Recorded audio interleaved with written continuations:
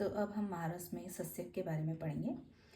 सस्यक जो है उसे ब्लू विट्रियोल बोलते हैं। इसका फॉर्मूला होता है CuSO4.7H2O। इसे अमृतासंग और शिखी ग्रीव कहते हैं। इसके पर्याय हैं नीला तोता, तुत, गदित मत्र, मयूर तुत। शिखी ग्रीव इसलिए क्योंकि इसके जो शिखी यानी कि पिकॉक, तो पिकॉक की गर्दन के जैसे इसका कलर होता है, इसीलिए इसे शिखी ग्रीव कहते हैं। नीला तोता भी यही है।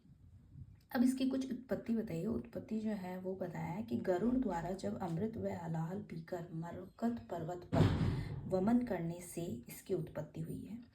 इसमें जो ग्राही सस्यक होता है उसका गुण बताया है मयूर कंठ सछायम बाहर आढ़्यम अति शस्यते। ठीक है, तो मयूर कंठ सछायम तो सस्यक का ग्राही गुण है।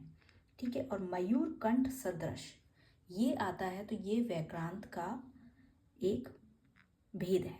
ठीक है, हमने इससे पहले पढ़ा था, तो आपको ये ध्यान रखना है, इसमें कंफ्यूज नहीं होना। मयूर कंठ से छाया, छाया मतलब मयूर कंठ की छाया के जैसा, तो वो सस्यक हो गया। ठीक है, और मयूर कंठ सदृश आया, वो क्या हो गया, वैक्रांत का एक भेद हो गया। ठीक है, इसके बाद होता है रसायन वमन रेक करम गर अग्नम श्वित्रापहम। ये सस्यक की प्रशस्ति है, गुण बताया इसका, जिसमें बोला है ये रसायन योग्य होता है, वमन और विरेचन करने वाला होता है, गर अघनम यानी कि कृत्रिम विष, गर विष को दूर करने वाला होता है, श्वित्रापहम श्वित रोग में भी इसे यूज करते हैं। ठीक है, उसका पर्याय ये बताया है गदित मत्र और मयूर तुथ, जो मैंने ऊपर बता दिए थे। अब इसमें भूनाग मुद्रिका शूलग्न विषग्न।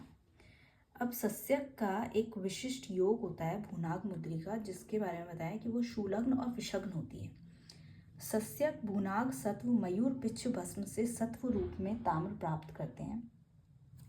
तो इसमें यह है कि सस्यक जो होता है ना, वो भूनाग सत्व, जब उसका सस्यक से ताम्र की प्राप्ति के लिए हमें उसे किसके साथ यूज़ करते हैं, मयूर पिच्छ भस्म से निकालेंगे, तब उसमें ताम्र प्राप्त होगा। ठीक है, सो यही था इसके बारे में। Thank you.